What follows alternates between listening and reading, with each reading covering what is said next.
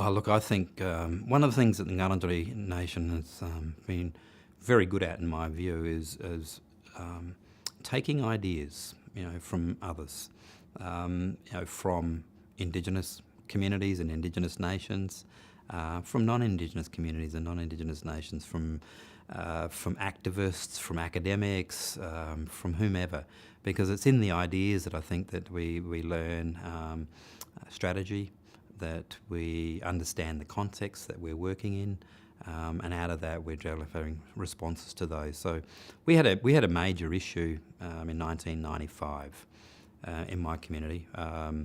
A group of Ngarrindjeri women asserted cultural knowledge to a site where a proposed bridge was to be built from a mainland to an island, and those Ngarrindjeri women challenged that.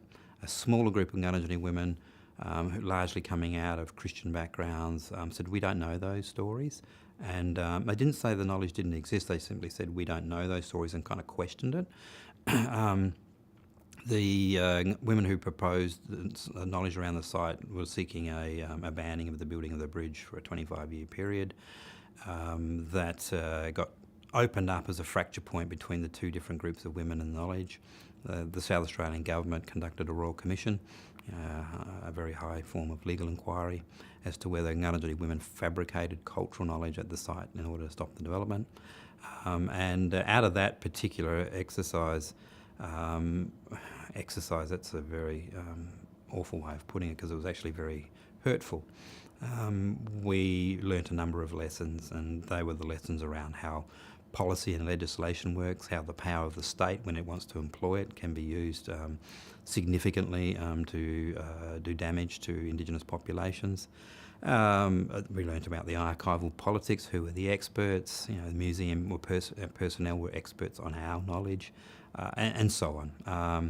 And we also learnt strategies as a part of that response. So one of our key strategy responses is to say that if policy and legislation doesn't work for you, not to say you give up on them, but if they don't work for you, look for alternative mechanisms. And so we turned, under advice from a very good lawyer and other people, we turned towards contract law. So we set up legal agreements under contract law. We gave them Ngarrindjeri names. We call them Kungan Ngarrindjeri Yanan, which means listen to Ngarrindjeri people speak. So KNY for short. So KNY agreements became a standard process that we would engage with other entities, be they local government, where our first was with local government.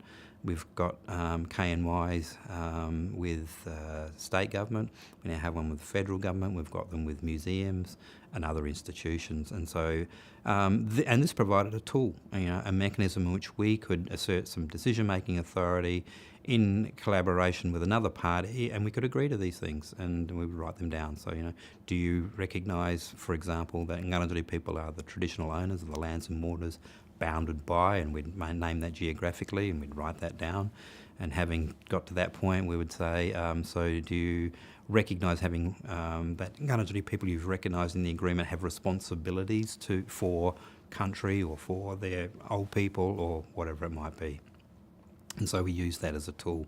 And more recently, we've been able to, well, not more recently, but what we've been able to do is to insert things into those contract law agreements that have extended them and extended their powers. Things like cultural knowledge clauses, so where we name what is cultural knowledge, and we make the distinction between cultural knowledge and intellectual property in legal terms, and then we talk about use of cultural knowledge, who gets to decide how it can be used, where it can be used, if it can be used at all, and we control that process as a part of that. So the contract law arrangements then enable us to work in some context where policy or legislation hasn't been able to be very effective for us.